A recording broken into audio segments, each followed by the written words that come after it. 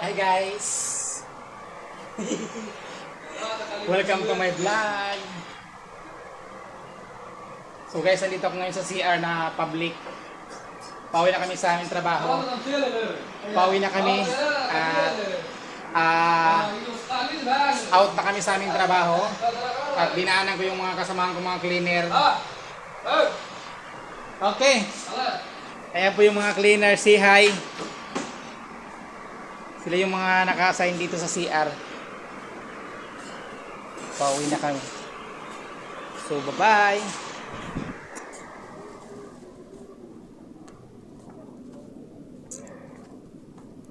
Doon ako naka-duty mga idol sa building na yon. Doon ako naka-duty and duman ako dito sa CR, public CR. Kasi sila yung mga cleaner dito na naka-assign. Isa, dalawa, tatlo sila naka-assign dito sa public CR na to.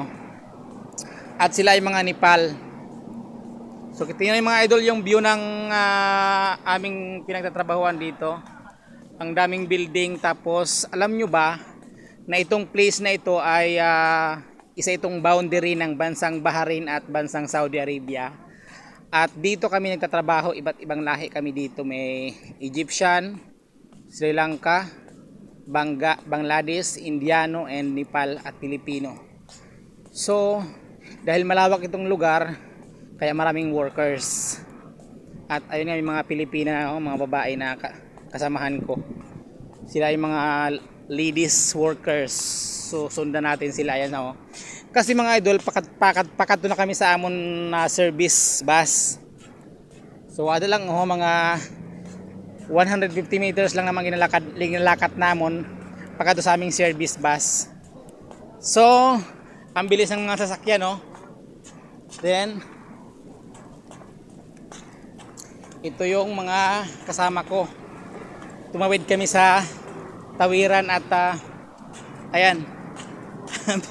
Binilisan na akong paglakad kayo ang mga sasakyan damo-damo. Nag-aaragin mga sasakyan damo-damo. So ito mga kaupod ko. At syempre dapat kita ko sa camera. Ayan, hi mga OFW. Kita nyo ba ako mga idol? Nakita nyo ba ako? So amo na namon ang parking namon Ari yung bus namon nakaparada. Kay bali tuloy na bus. Nasarakyan namon, iba-iba kami sarakyan. Iban mga sarakyan sa mga babae para sa mga babae man na bus. And ayan kasugat namon ang ibang workers na panggabi. Sila yung mga night shift. Hey, Dulal bye. Hey. So, amin yung mga kaupod ng mga babae Sumayo nag-abi sa tanan ng mga Bisaya. So, aring bus namon parada. Ano na. Tapos sa mga bus ng babae ito man sa unahan. So, amo lang mga idol.